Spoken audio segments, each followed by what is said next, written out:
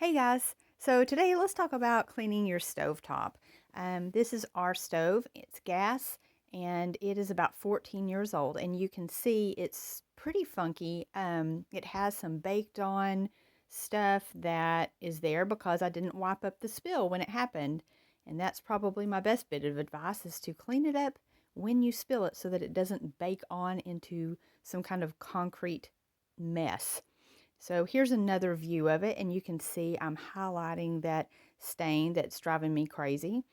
And here is the back with yet another stain. So I decided I'm going to try Easy Off. I thought, why not? I already have it. So I was really glad to find that the oven cleaners now are fume free, or at least this type is, because I remember cleaning my oven many years ago and it just was almost migraine inducing with all the fumes and the scents that they had. But those days are past apparently, which is a good thing. I applied the cleaner pretty thickly and I only left it on for about an hour, but you could definitely let it sit overnight. That would have been something I should have tried. Here's the before picture of the burner with all its crusty goodness. And this is the after. It's definitely not a miraculous clean.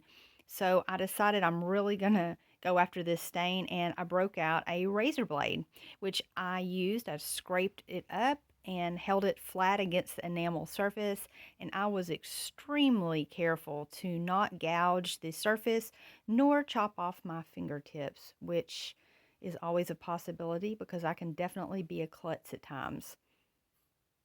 So back burner before and back burner after.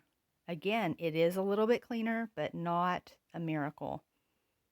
And there's after the razor blade. So that's what really did the most of the cleaning. And there they are after everything I did. Very happy with that. Here is the left hand side before cleaning and after. This is the cleanest I think it's been in, oh, I don't know, 13 years. So since I cleaned the top, why not clean the oven? And I did clean this really good about a year ago, but we bake a lot and cook a lot. So it all adds up. I sprayed the oven cleaner on, left it in overnight, and there's the result. And I'm happy with that. I could do another night, but this is clean enough for me. Just make sure when you do clean the inside of your oven, don't spray the light bulb and definitely don't touch it with the sponge. I have done that. It's a mistake. Now, the biggest deep cleaning that I did on this stove was cleaning in between the two pieces of glass that are on the front door. I have never done this, and there are drips and fur and dust and baked on God knows what else in between these two pieces that have driven me crazy for years.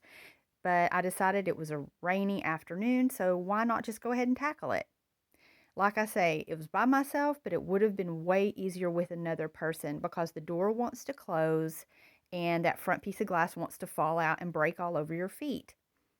But I did remove the front piece. I cleaned it all with the Great Value degreaser, which I absolutely love, and then ended up finishing it with some rubbing alcohol and a microfiber cloth. Then I reassembled it, and here are the results. So this is almost like a new stove to me. I am so excited I can see what's going on. But now let's take a trip back in time to 2020 when I had a very unfortunate accident in this very stove. So take this scene in for just a second and let me give you the backstory. My husband decided to make us baked potatoes, and I had been somewhere and I came in and asked if he had poked a hole in them, and he said no. So, me being the helper, went in and decided to stab a hole in the potatoes to let them vent.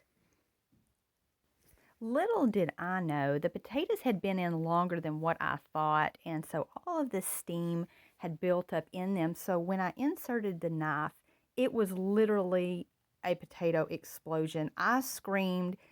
He ran in. He thought I was blinded, but I was really just laughing so hard I fell on the floor.